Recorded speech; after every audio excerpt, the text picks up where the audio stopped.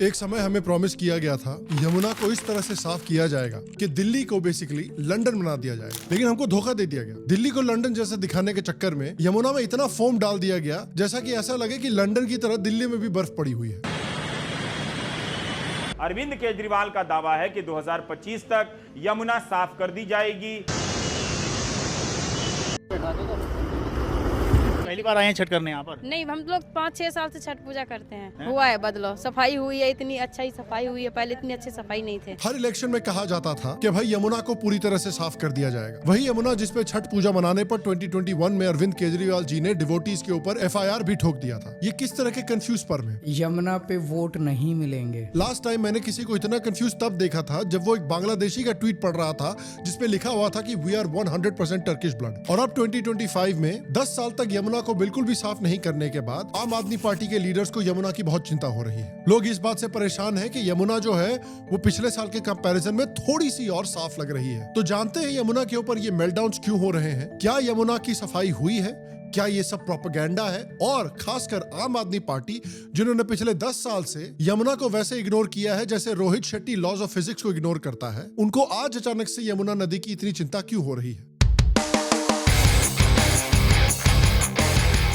Hello शाम Sharma show के इस एपिसोड में आपका बहुत बहुत स्वागत है। मैं हूं सेकुलरिज्म का CEO शाम शर्मा और आप सबको एक सेकंड प्रणाम। यमुना के घाट पर हजारों साल पहले बैटल ऑफ 10 किंग्स हुआ था। हजारों साल के बाद अब बैटल ऑफ छठ हो रहा है। देखिए यमुना की हालत, अगर आप यमुना नदी से जरा भी वाकिफ हैं या फिर दिल्ली में रहे हैं तो आपको पता है कि यमुना नदी की हालत बहुत खराब है। दिल्ली एक इंडस्ट्रियल हब है और इसलिए यमुना जो है वो जो इंडस्ट्रियल वेस्ट का रन ऑफ होता है सारा का सारा यमुना नदी में जाता है दिल्ली का। आजादी के बाद से ये नदी बहुत पोल्यूटेड रही है कांग्रेस के रूल में, और उसके बाद एक फ्रेश हवा का झोंका आया। अरविंद केजरीवाल और आम आदमी पार्टी जीत कर आई। उन्होंने प्रॉमिस किया कि वो पॉलिटिक्स को हमेशा हमेशा के लिए बदल देंगे। उन्होंने कहा कि हम जब जीतेंगे तो हम आकर यमुना नदी जो इतने सालों से गंदी पड़ी है उसे साफ कर देंगे। 5 साल में यमुना को इतना खूबसूरत बना देंगे कि आप अपने बच्चों के साथ पिकनिक मनाने के लिए यमुना के तट पर जाना शुरू करें। लेकिन बाज की नजर, चीते की चाल और केजरीवाल के वादों पर संदेह नहीं करते, कभी भी मात दे सकती है। और वही हुआ,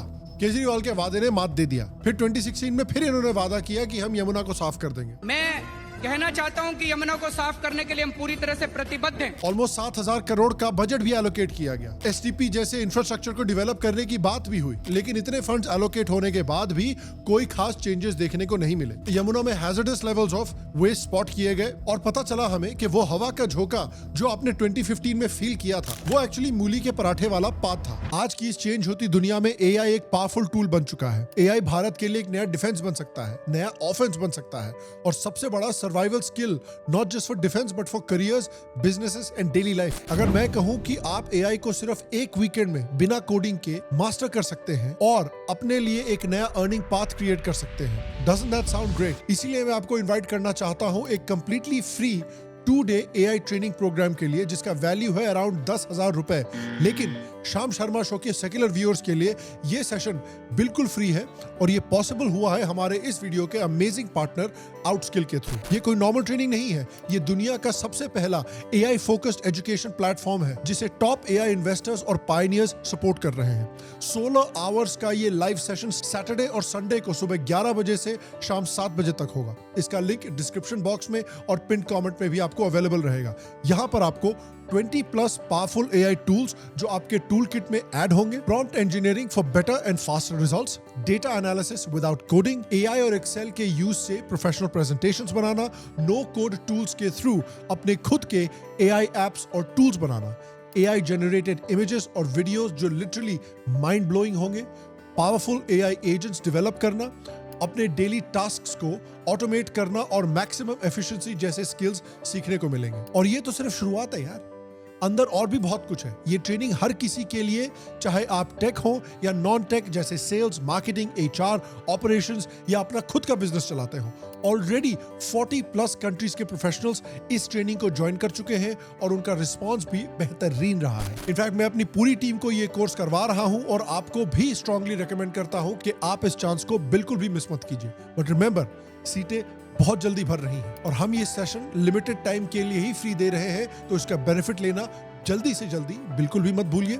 इसके साथ ही लेटेस्ट अपडेट्स के लिए आप इनका व्हाट्सएप ग्रुप भी ज्वाइन करना ना भूलिए। And now back to the video. अपने फर्स्ट टेन्योर में यमुना को और भी गंदा करने के बाद फिर से अपने सेकंड टेन्योर में इन्होंने यमुना को इलेक्शन का मुद्दा बनाया। उसकी भी मैंने प्लानिंग करी है अगले चुनाव के पहले, ये वाला चुनाव नहीं, 5 साल के अंदर, अगले चुनाव के पहले आपके सारे गांव को ले जाके उसमें डुबकी लगवा दूंगा मैं। फिर से बड़े बड़े वादे किए गए कि अगले चुनाव में यमुना पूरी तरह से साफ कर दी जाएगी। यमुना को साफ करना चाहिए ना, ये हमारी भी अब आने वाले 5 साल में प्रायोरिटी है। और अगले 5 साल ये चुनाव छोड़ के अगले चुनाव के पहले आप सबको यमुना भी नहलवा देंगे, मैं आपके साथ डुबकी लगाऊंगा। खुद भी यमुना में डुबकी लगाएंगे और सबको साथ में यमुना में डुबकी लगवाएंगे। लेकिन बाद में पता चला कि आम आदमी पार्टी ने जो 35 सुवेज ट्रीटमेंट प्लांट्स एस्टैब्लिश किए थे, उनमें से 22 यानी लगभग 2/3 STPs अपना बेसिक फंक्शनल स्टैंडर्ड ही मैच नहीं कर पा रहे थे। हाँ, लेकिन इस समय तक शीश महल के लिए ऑलमोस्ट 20 करोड़ का रिनोवेशन काफी अच्छी तरह से हो रहा था। केजरीवाल जी के पॉलिटिकल रेवोल्यूशन का अल्टीमेटली वही हाल हुआ जो पाकिस्तान और तालिबान की दोस्ती का हुआ। ये बिल्कुल वैसा ही था जैसे कोई पॉलिटिशियन बोलता है ना कि इलेक्शन जीतने के बाद आपकी सारी प्रॉब्लम्स खत्म हो जाएंगी और फिर इलेक्शन जीतने के बाद आपके घर में आके आपको गोली मार देता है। मतलब टेक्निकली अगर आप सोचें तो वो सही तो है, अब आपको आपकी प्रॉब्लम्स के बारे में चिंता करने की जरूरत नहीं है। और अपने फेलियर्स के बाद इन्होंने गुस्सा निकाला छठ मनाने वाले लोगों पर। 2021 में दिल्ली गवर्नमेंट ने दिल्ली के सिटीजन्स पर ही यमुना में छठ मनाने के लिए FIR डाल दिया। एट दिस पॉइंट यमुना इतनी गंदी हो चुकी थी और 10 साल से यमुना में कोई भी इंप्रूवमेंट नहीं आया था कि केजरीवाल जी ने वादा करना भी छोड़ दिया। लगातार 2 बार यमुना को इलेक्शन का मेन ऑब्जेक्टिव बनाकर डिलीवर करने के बाद अब इनको यमुना में वोट दिखना ही बंद हो गया। यमुना पे वोट नहीं मिलेंगे। ये इतना पलटी मारते ना, इतना फ्लिप फ्लॉप करते हैं कि कहीं इनको रिलैक्सो हवाई चप्पल की स्पॉन्सरशिप डील ना आ जाए। Flip flop. उसके बाद केजरीवाल जी ने अपना ट्रम्प कार्ड निकाला और दूसरों को ब्लेम करना शुरू कर दिया। ये क्लेम करते हैं कि ओखला बराज अगर यूपी डिस्ट्रिक्ट में आता है तो यूपी गवर्नमेंट वहां पे गंदगी के लिए जिम्मेदार है, जबकि Okhla down barrage down stream पे है।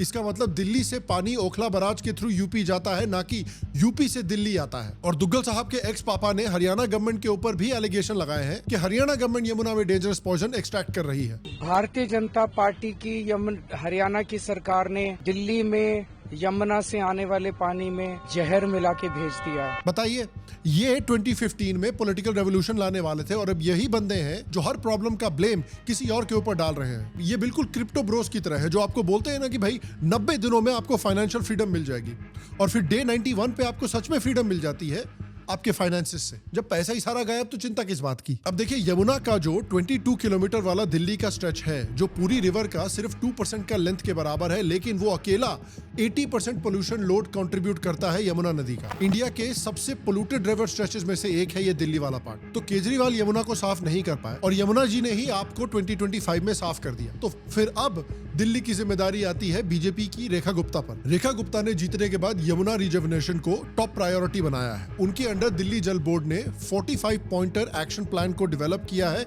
यमुना को साफ करने के लिए, जिसमें टोटल बजट 9,000 करोड़ अलॉट किया गया है। दिल्ली गवर्नमेंट ने यमुना क्लीनिंग का टारगेट एक ही टेन्योर में करने का रखा है। अब देखिए, इसमें एक प्रॉब्लम है जिसके बारे में हम थोड़ी देर में बात करेंगे। एक टेन्योर में इसको साफ करने का जो गोल है वो थोड़ा सा मेरे हिसाब से अनरियलिस्टिक है, लेट्स बी ऑनेस्ट। और उसके बारे में हम बात करेंगे थोड़ी देर में कि क्यों। अब बीजेपी गवर्नमेंट ने प्लान किया है कि जो एग्जिस्टिंग STPs हैं उनको अपग्रेड किया जाए और नए STPs डेवलप किया जाए। एक रिपोर्ट के हिसाब से मेजॉरिटी जो शहर के सीवेज ट्रीटमेंट प्लांट्स हैं यानी STPs, उसमें इफेक्टिव डिसइंफेक्शन सिस्टम्स नहीं है, यानी 20 आउट ऑफ 37 STPs में प्रॉपर डिसइंफेक्शन नहीं थी। तो STPs एक ऐसी फैसिलिटी होती है जहां रॉ सुवेज वाटर को ट्रीट किया जाता है, कंटेमिनेशन लेवल्स कम किए जाते हैं, सॉलिड्स रिमूव किए जाते हैं, biochemical oxygen demand, faecal coliform, nitrogen, phosphorus ले जाने वाले पोल्यूटेंट्स निकाले जाते हैं। दिल्ली गवर्नमेंट ने 1500 करोड़ का मेजर प्लान अनवेल किया है यमुना क्लीनिंग और सुवेज मैनेजमेंट के लिए।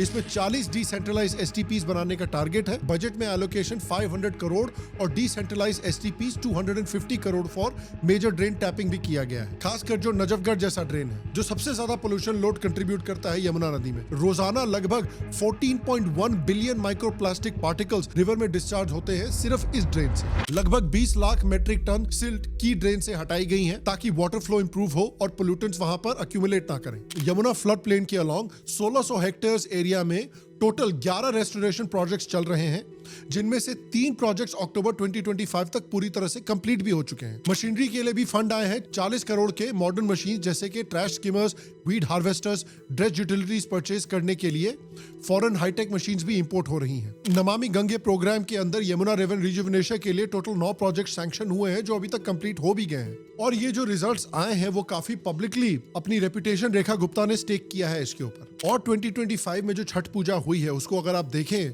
24 से कंपेयर करें, 23 से कंपेयर करें, तो रिलेटिवली क्लीनर यमुना हमें देखने को मिल रही है।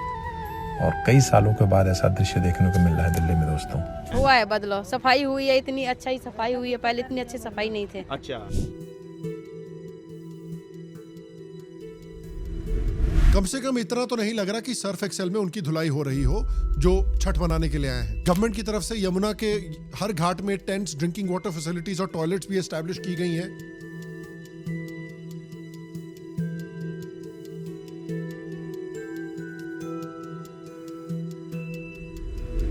और वाटर मिनिस्टर परवेश वर्मा ने क्लेम किया है कि एक हिस्टोरिक अचीवमेंट उन्होंने की है कि dramatic reductions faecal coliform levels में आए हैं बिटवीन 2024 एंड अक्टूबर 2025, जो आप इन टेबल्स में भी देख सकते हैं। कुछ एरियाज में 90% के ऊपर भी रिडक्शन आया है अकॉर्डिंग टू गवर्नमेंट स्टैटिस्टिक्स। तो रेखा गुप्ता की सरकार को थोड़ा क्रेडिट तो मिलना चाहिए कि इतना बड़ा फाइनेंशियल कमिटमेंट किया है, तेज प्रोजेक्ट मोबिलाइजेशन किया है और क्लियर टाइमलाइन सेट किए हैं जैसे हमने पहले कभी नहीं देखे। अगर ये जो कुछ लोकेशंस पर फीकल कॉलिफॉर्म 90% तक कम हुआ है, ये क्लेम अगर इंडिपेंडेंटली वेरीफाई हो जाता है तो ये काफी सॉलिड मेजरेबल प्रोग्रेस होगी। लेकिन ग्राउंड रियलिटी अल्टीमेटली ये है कि अक्टूबर 2025 तक कुछ इंप्रूवमेंट आया है कुछ इंपॉर्टेंट पोल्यूशन इंडिकेटर्स में, बट ओवरऑल नदी की हेल्थ अभी भी खराब है।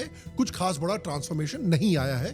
To be honest, there is still a lot more to do. अगले 2-3 सालों में अगर इसी स्पीड से बीजेपी काम करती रहे, इसी तरह से हमको नदी में चेंजेस देखने को मिले और गवर्नमेंट ने जो प्रोमिसेस किए हैं उन प्रोमिसेस पर वो फॉलो थ्रू करें, तब हमें कुछ टेंजिबल चेंजेस देखने को मिलेंगे यमुना नदी में। लेकिन फनी बात यह है कि आम आदमी पार्टी और उनसे रिलेटेड जो मीडिया हाउसेस है, कमेंटेरिएट है, उनके बड़े मेल्टडाउन हो रहे हैं। 10 साल तक उन्होंने यमुना नदी को साफ नहीं किया और अब वो ज्ञान दे रहे हैं कि कैसे बीजेपी को साफ करना चाहिए। ये तो वही बात हुई कि आदि पुरुष फिल्म के वीएफएक्स कोऑर्डिनेटर मार्वल को बता रहे हैं कि अवेंजर्स का वीएफएक्स कैसे करना चाहिए। ये बिल्कुल डेस्परेट है ये प्रूव करने के लिए कि देखिए कोई भी चेंज नहीं आया है यमुना में, सब कुछ बिल्कुल सेम ही है। कॉन्स्टेंटली रेखा गुप्ता को और दिल्ली गवर्नमेंट को टारगेट किया जा रहा है। इतनी मेहनत जो ये गवर्नमेंट को टारगेट करने में कर रहे हैं, उतनी मेहनत अगर इन्होंने नदी में लगा दी होती तो यमुना शायद थोड़ी साफ हो जाती पिछले 10 सालों में। ये तो वही बात हुई ना कि ब्रेकअप के बाद आप अपनी गर्लफ्रेंड को ध्यान दे रहे हो, अपनी गर्लफ्रेंड को फूल भेज रहे हो, एक्सपेंसिव कपड़े खरीद के दे रहे हो, अच्छी बात है। वही कपड़े पहन के अब वो अपने अगले टिंडर डेट पे जाने वाली है। अजीत भारती जो कि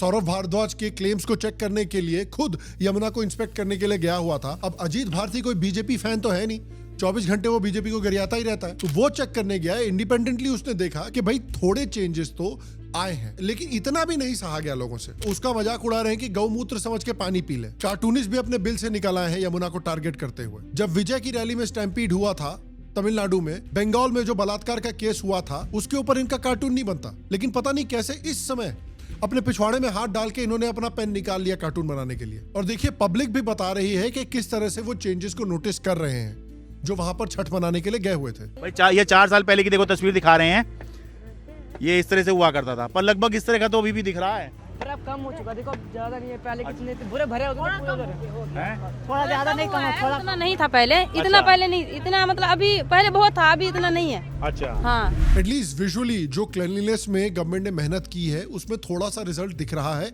एसटीपी के एफिशिएंट यूटिलाइजेशन की वजह से यमुना के मल्टीपल शोर्स पे फॉर्मलेस पानी स्पॉट किया जा रहा है।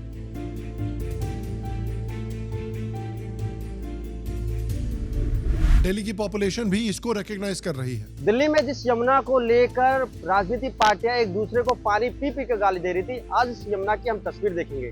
दरअसल छठ पूजा भी करीब है और ऐसे में यमुना की तस्वीर हम आपको दिखाएंगे। ये तस्वीर देखिए कैसे यमुना की तस्वीर अब धीरे धीरे बदल रही है।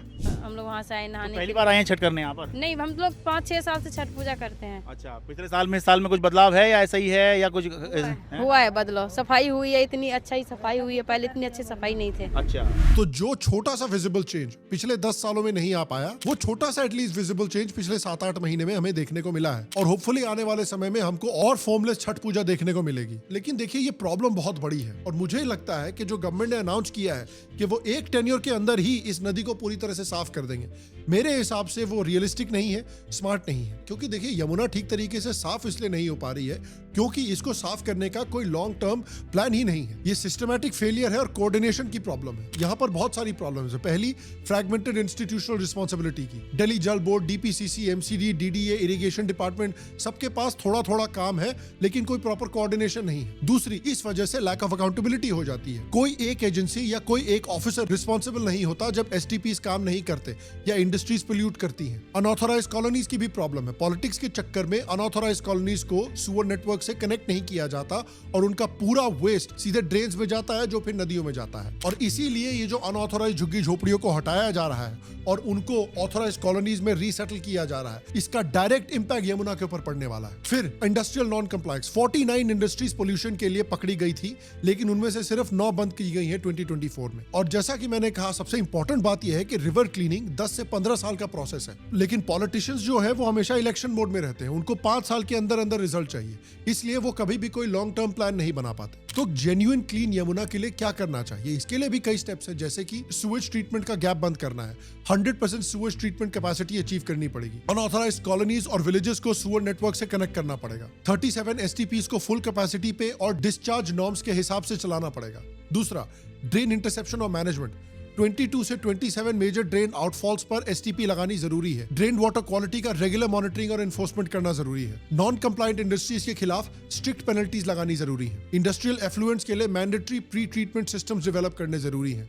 डेयरी वेस्ट रेगुलेट करने के लिए एनडीडीबी के साथ कोलैबोरेशन करना चाहिए। Daily 3.46 billion litres fresh water flow ensure करना पड़ेगा नदी में। हरियाणा और यूपी के साथ कोऑर्डिनेशन रखिए ताकि प्रॉपर वाटर रिलीज हो। अब देखिए, दिल्ली में, हरियाणा में, यूपी में, तीनों जगह बीजेपी की गवर्नमेंट है, तो ये कोऑर्डिनेशन बिल्कुल होना चाहिए और जल्द से जल्द होना चाहिए ताकि इस नदी को कोऑर्डिनेट करके साफ किया जा सके। एग्रीकल्चर और रिवर इकोलॉजी के बीच में बैलेंस मेंटेन करना जरूरी है और इसके लिए पब्लिक पार्टिसिपेशन और बिहेवियरल चेंज भी करना जरूरी है। लो फॉस्फेट डिटर्जेंट्स प्रमोट कीजिए। पब्लिक अवेयरनेस कैंपेन्स चलाइए रिवर कंजर्वेशन पर। लोकल कम्युनिटीज को इन्वॉल्व कीजिए। जिस तरह रेखा गुप्ता खुद इन्वॉल्व हो रही हैं, हर वीकेंड वो जाके नदी की सफाई करती है, उसी तरह से इनको एक मैंडेटरी प्रोग्राम चलाना चाहिए कि स्कूल के बच्चे हों या कॉलेज के लोग हों या काम करने वाले लोग हों, वो संडे को 2 घंटे के लिए आए और नदी की सफाई में हेल्प करें। इसमें अगर 70 to 75% भी अगर हमने पब्लिक की इन्वॉल्वमेंट इंश्योर कर ली तो एक कल्चर डेवलप हो जाएगा सफाई का और फिर लोग सफाई का ध्यान अपने आप भी रखेंगे। और एक सिंगल नोडल एजेंसी बनानी पड़ेगी फुल अथॉरिटी और अकाउंटेबिलिटी के लिए, जिसमें real time water quality monitoring हो सके, ट्रांसपेरेंट डेटा शेयरिंग हो और इंडिपेंडेंट ऑडिट्स मैंडेटरी किए जाए। अगर ये सब जेन्युइनली इंप्लीमेंट होता है तभी यमुना एक लिविंग रिवर बन पाएगी। और मैं आपसे पूछना चाहता हूं कि आप में से जो लोग दिल्ली में रहते हैं, क्या आपने छोटा ही सही लेकिन क्या एक टेंजिबल चेंज यमुना के पानी में नोटिस किया है? अगर आपने छठ पूजा मनाई है इस बार दिल्ली में, तो क्या आपने कुछ पानी में डिफरेंस नोटिस किया है? नीचे कमेंट सेक्शन में मुझे जरूर बताएं। एंड अगेन गाइस, आपसे अगले वीडियो में मुलाकात होगी। तब तक के लिए स्वस्थ रहें, सुखी रहें, फिर मिलेंगे। और आप सबको एक सेकंड प्रणाम।